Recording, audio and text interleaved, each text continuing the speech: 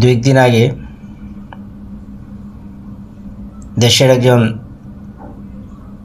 বৃহৎ রাজনৈতিক দলের প্রথম সারির একজন নেতার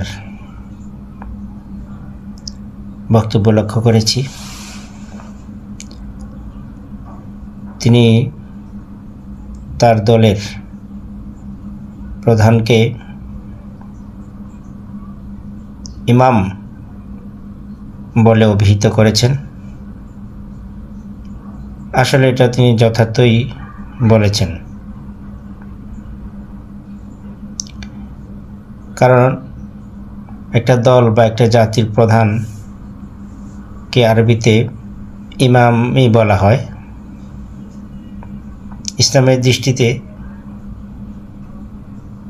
ইসলামের দৃষ্টিতেও ইমাম বলা হয়। সেই দলটা ইসলামী হোক বা তাগুতি দল হোক, যে কোনো দল হোক বা সম্প্রদায় হোক, তার প্রধানকে ইমামই বলা হয়, ইমাম। আর আল্লাহ সুবহানাহু ওয়া তাআলা হাশরের দিন মানুষের হিসাব খুব দ্রুত গ্রহণ করবেন। ঠিক এই পদ্ধতিতে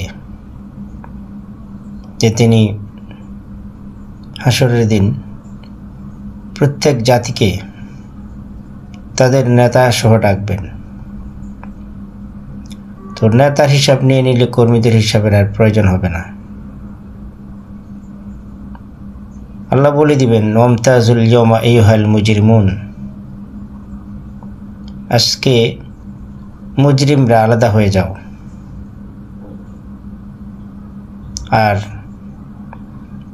এরপর তিনি প্রত্যেক নেতাকে ডাকবেন, যে সূরা বনী ইসরাঈলের একটা আয়াতে রয়েছে, ইয়াওমা নাদউ কুল্লু উনাসিম বিইমামিহিম, আমি সেদিন মানব জাতির প্রত্যেককে তাদের নেতা সহ ডাকব। তাহলে সহজ হিসাব, নেতা কোন পথে ছিল? তাওহীদে ছিল নাকি শিরকে ছিল?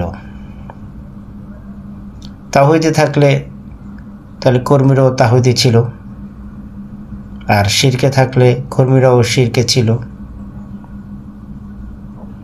সহজ হিসাব। তো আজকে আমরা দেখতে পাই বিভিন্ন রাজনৈতিক দল, শত শত রাজনৈতিক দল, আর পুরা পৃথিবী বিভিন্ন সম্প্রদায়ে বিভক্ত। তারা কেউই তাওহীদে নেই। সবাই পাশ্চাত্য দর্শনে, পাশ্চাত্য সভ্যতার দেওয়া বিধানে, পাশ্চাত্য সভ্যতার নির্মিত সার্বভৌমত্বে তারা বসবাস করছে, যেখানে তাওহীদের ছিটে ফোঁটাও নেই। ঠিক একইভাবে আমরাও মুসলিম জাতীয় পাশ্চাত্যের দেখাদেখি তাদের সেই সার্বভৌমত্ব ভিত্তিক বিধান, গণতন্ত্রকে আমরা গ্রহণ করেছি।